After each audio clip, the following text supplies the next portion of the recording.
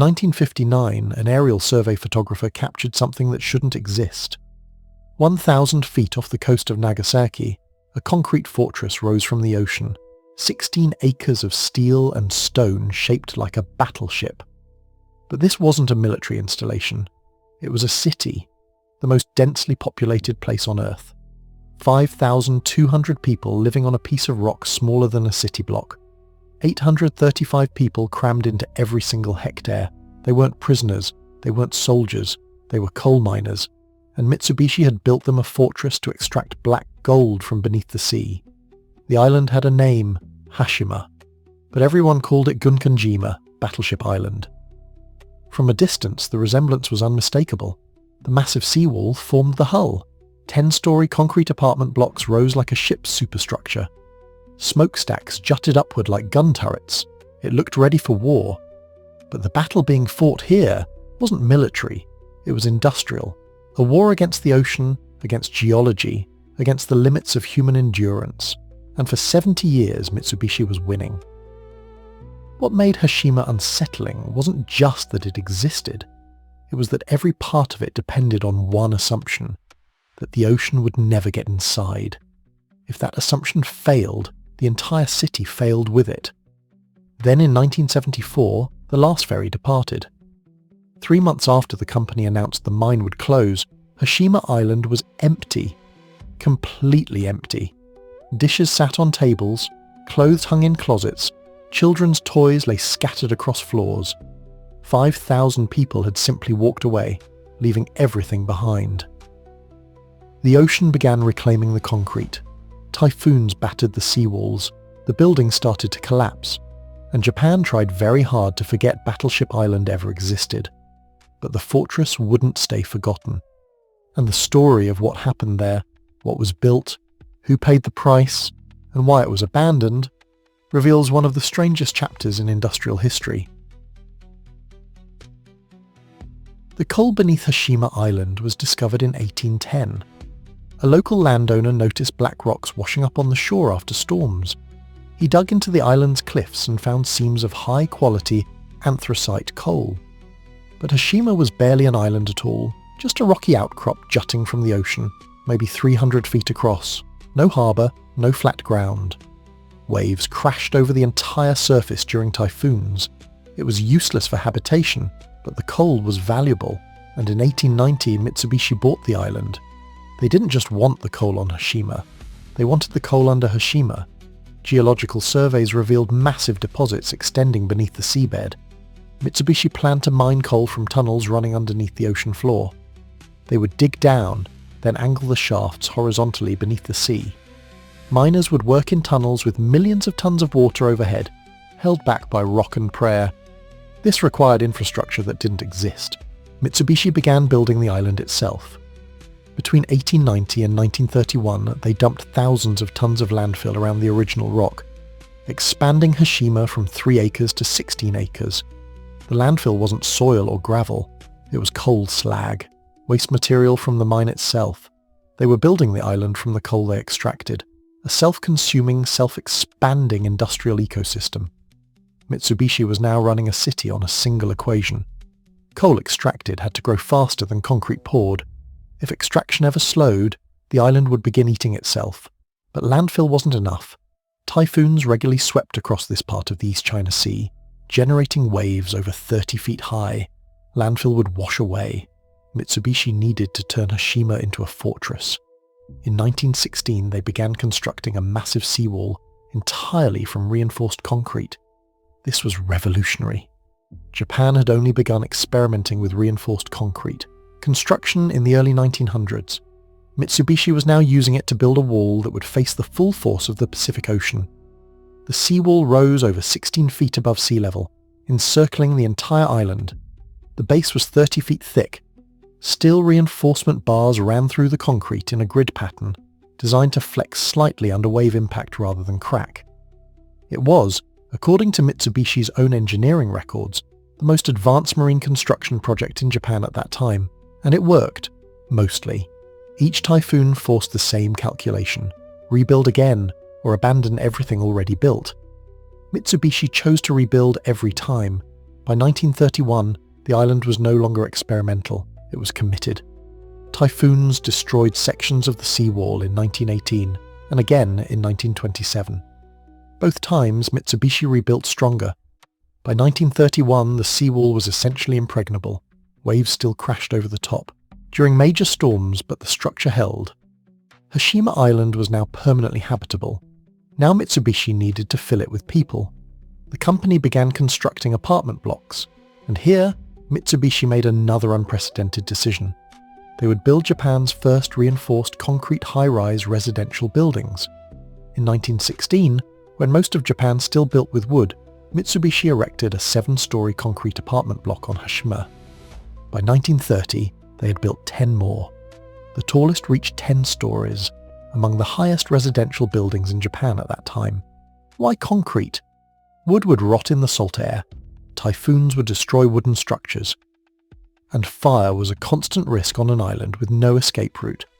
Concrete was the only option, so Mitsubishi built upward, packing more people into less space. By 1940, Hashima housed 3,000 people. By 1959, that number had grown to 5,200, 800, 35 people per hectare. For comparison, modern Manhattan has about 280 people per hectare. Hashima Island was 3 times denser than Manhattan at its peak. 3 times Manhattan's density, 0 escape routes, 1 employer. If the mine stopped, everything stopped. Living on Battleship Island meant living in one of the strangest urban environments ever created. The entire island was paved.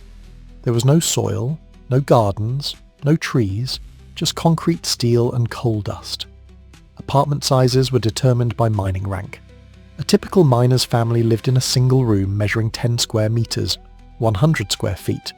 That room was home for a husband, wife and often 2 or 3 children. The room contained everything: sleeping area, dining area, storage. Bathrooms were communal, shared by an entire floor. But despite the cramped conditions, Hashima residents enjoyed amenities that most Japanese cities lacked in the 1950s and 60s. Every apartment had electricity, running water, central heating, which was almost unheard of in Japan at the time. Mitsubishi installed these systems because coal was abundant and essentially free on the island. Excess coal from the mine powered generators and boilers. Residents had more reliable utilities than people living on the mainland. The comfort came with an unspoken rule. Utilities worked because the mine worked, and the mine never slept. The island also contained a complete urban infrastructure compressed into 16 acres. There was an elementary school built on the rooftop of one of the apartment blocks because there was no ground-level space available. Children attended class on a concrete playground surrounded by railings, with the ocean visible in every direction.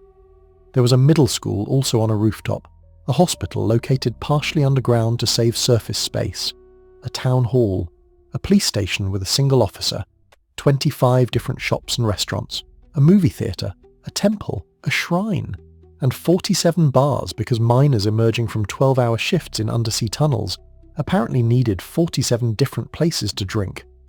Photographs from the 1960s show something surreal.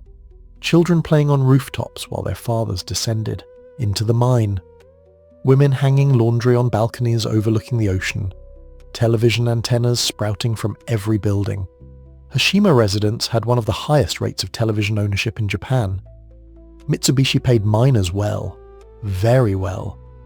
In 1960, the average income on Hashima was 50% higher than the Japanese national average.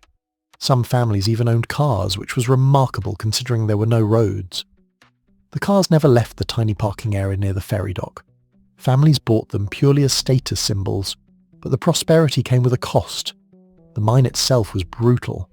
Miners worked in tunnels extending over 2,000 feet beneath the seabed.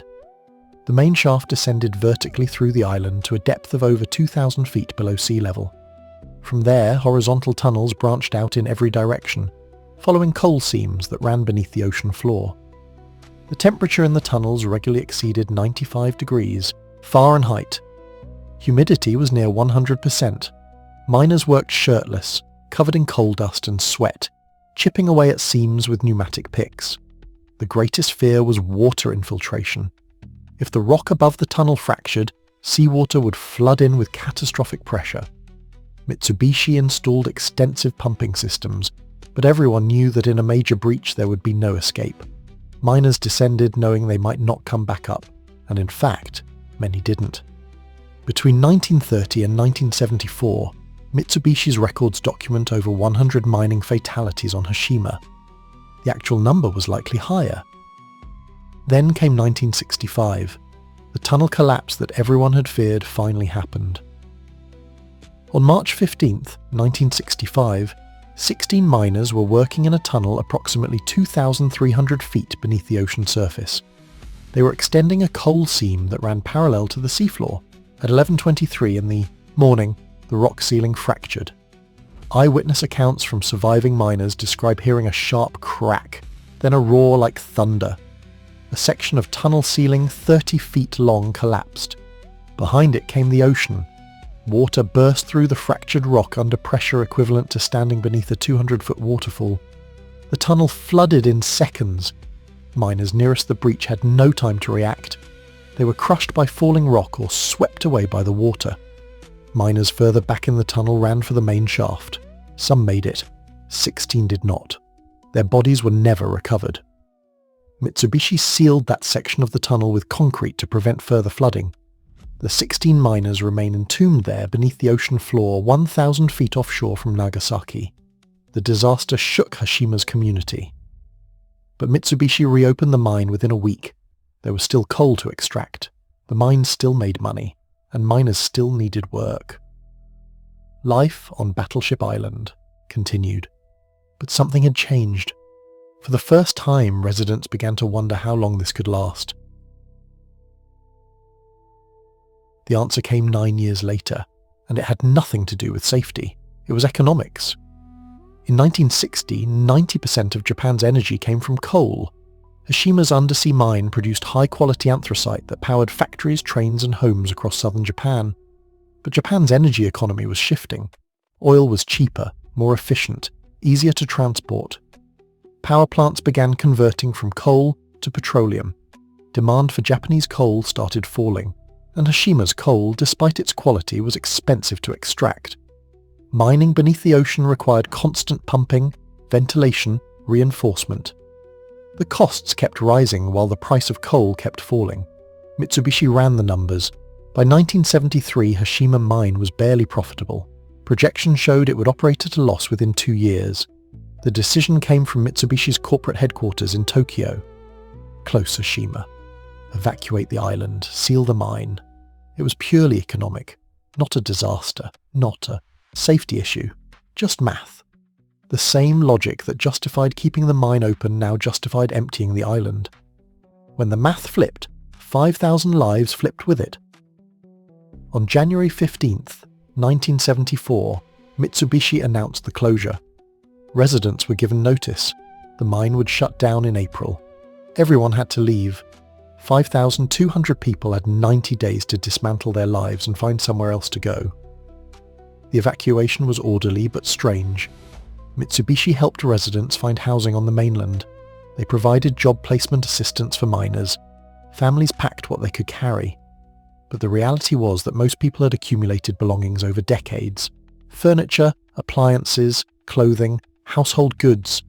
They couldn't take everything, and there was no reason to. On the mainland they would have larger homes. They could buy new things, so they left the old things behind. Furniture stayed in apartments, dishes stayed in cupboards, clothes stayed in closets. One photograph from 1975, taken by an early urban explorer, shows a classroom in the rooftop school. Desks still arranged in rows, a chalkboard with the day's lesson half erased, children's drawings pinned to the walls. It looked like everyone had walked out at recess and simply never came back.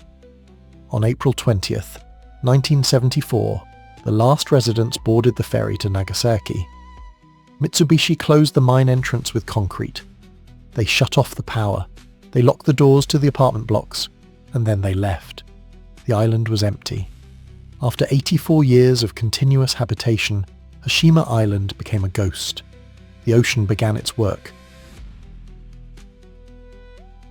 For 30 years, Battleship Island was forbidden. Mitsubishi sealed it. the Japanese government declared it off-limits. No ferries, no visitors, no trespassing. Officially, the island was too dangerous. Buildings were deteriorating, structures could collapse. But there was another reason for the ban. Hashima Island represented something Japan wanted to forget. During World War II, Hashima's coal mine had been designated essential to the war effort. Coal powered Japan's military industries. Production had to increase. But Japanese miners were being conscripted into the military, so Mitsubishi brought in forced labour, specifically Korean and Chinese labourers, many of them forcibly conscripted from Japanese-occupied territories. Historical records confirm that between 1939 and 1945, over 500 Korean labourers and an unknown number of Chinese labourers worked in Hashima mine under brutal conditions. These workers lived separately from Japanese miners, housed in isolated sections of the island. They received lower pay, harsher treatment, dangerous assignments in the most unstable tunnels. Researchers from Seoul National University, working from Japanese and Korean archives, estimate that between 122 and 134 Korean labourers died on Hashima during the war. The exact number remains disputed because Mitsubishi's wartime records are incomplete. But the forced labour happened, and after the war, Japan didn't want to discuss it. So Hashima stayed sealed, out of sight, out of memory. But urban explorers didn't forget.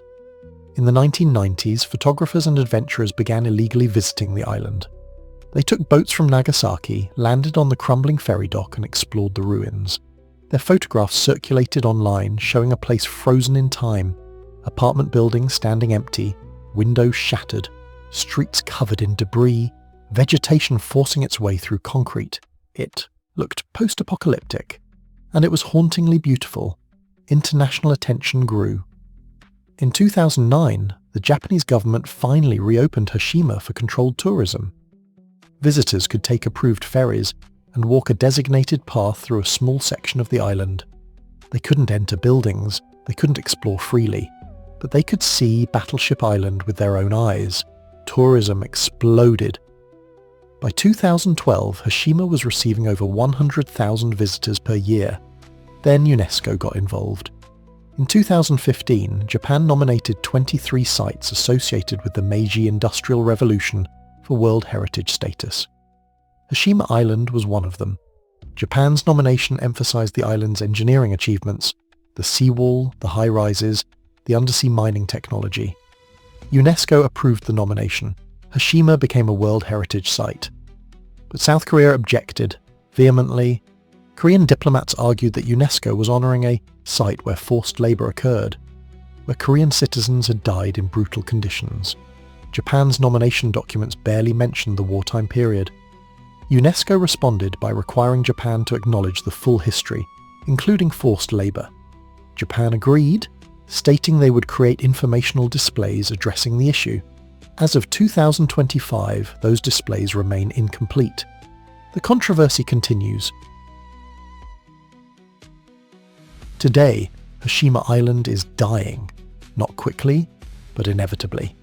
Typhoons batter the island every summer. The seawall, which protected the island for 70 years, is crumbling. Sections have collapsed entirely. Waves now flood the lower levels of apartment buildings during storms. The buildings themselves are disintegrating. Concrete exposed to salt air for 50 years is spalling. Steel reinforcement bars corrode and expand, cracking the concrete further. Entire balconies have fallen away. Roofs have caved in. The Japanese government allocated funding for stabilization efforts, but the cost is staggering. Engineers estimate that fully preserving Hashima would require over $200 million. And for what? Most of the island is too dangerous to enter. The buildings can't be restored to habitable condition. The best case scenario is stabilizing key structures enough to slow their collapse. But slowing is not stopping. Hashima Island will eventually return to the ocean. What remains now is memory and photographs. Thousands of photographs taken by tourists and explorers. Images of concrete ruins against the sky. Waves crashing over the seawall. Empty windows staring at the sea. Hashima has become famous as an abandoned place, a symbol of industrial hubris, a reminder that even fortresses fall. But focusing only on the ruins misses what Hashima truly represents.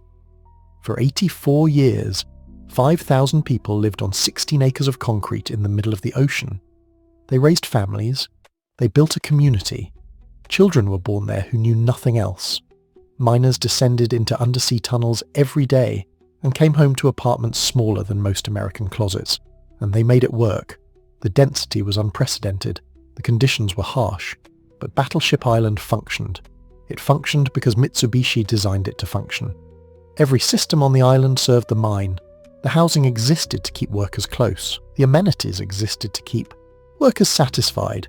The entire city was a machine optimized for extracting coal. When the coal ran out, the machine stopped. People left, and the machine corroded. But for those 84 years, Hashima proved something remarkable. Humans can live almost anywhere if the economics justify it. They can thrive in conditions that seem impossible. They can build communities in concrete fortresses surrounded by ocean. They can create normalcy in the strangest environments imaginable. And when the economics change, they can walk away, leaving dishes on tables and lessons on chalkboards, as if they might come back tomorrow. There's a phrase former residents use when they talk about Hashima. They call it Gankutsu no naka no rakuen, paradise within a cave, because that's what it felt like, a hidden world, separate from Japan, separate from normal life, a place where the rules were different and everything was compressed and intense. Paradise might be too strong a word, but it was home. Interviews with former residents, conducted by the Gunkanjima Digital Museum, reveal something unexpected. Most of them miss it. They miss the density, the closeness, the sense that everyone on the island shared the same strange experience. One woman, who grew up on Hashima in the 1960s, described never feeling alone. You couldn't be alone. Not in 100 square foot apartments with paper-thin walls, not on an island 16 acres in size. Everyone knew everyone. Everyone's business was everyone's business. And for people who lived there, that wasn't a burden. It was normal. It was comfort. Another former resident, a miner who worked in the undersea tunnels for 15 years, described the moment he first visited Hashima after the reopening for tourism. He took the ferry from Nagasaki, same route he'd taken thousands of times. But when he stepped onto the island, everything was wrong. The buildings were crumbling, the streets were silent, the sound was all wrong. He remembered constant noise, miners talking, children playing, machinery running, waves crashing. Now there was only wind, and his own footsteps. He couldn't enter his old apartment building. It was too dangerous. But he stood outside and looked up at the balcony where his family used to hang laundry, where his children used to stand and watch the ferries come in. And he cried, not because the building was ruined, because the life that happened inside it was gone, completely gone. And nobody remembers it except the people who were there. That's what's truly being lost on Hashima, not the concrete. Concrete can be documented and measured and photographed. What's disappearing is memory, the knowledge of what it felt like to live on Battleship Island, to be part of that dense, strange, functional community. Every year, more former residents die. Their children, who grew up on the mainland, don't have the same connection. Eventually, nobody alive will remember what Hashima was when it was alive. And maybe that's appropriate. Maybe cities, like people, are supposed to be temporary. They serve a purpose. They function for a time. And when their purpose ends, they fade. The ocean will reclaim Hashima Island. The seawall will fail completely. The buildings will collapse into the sea. In another 50 years, there might be nothing left but a rocky outcrop and some rusted steel poking through the waves. The same island it was in 1810, before Mitsubishi arrived. But the photographs will remain, and the stories, and the strange, undeniable fact that Japan once built a fortress in the ocean, packed 5,000 people inside and called it home, that they mined coal from beneath the seabed, that they raised children on rooftops, that they created one of the densest human habitations ever built, and that it worked. For 84 years, Battleship Island was real. Then the coal ran out, and the fortress became a ghost. That's the story Hashima Island tells, not about engineering triumphs, not about industrial ambition, but about what humans will build when they need something badly enough, and what happens when they don't need it anymore. The ocean was always going to win. It just took longer than expected.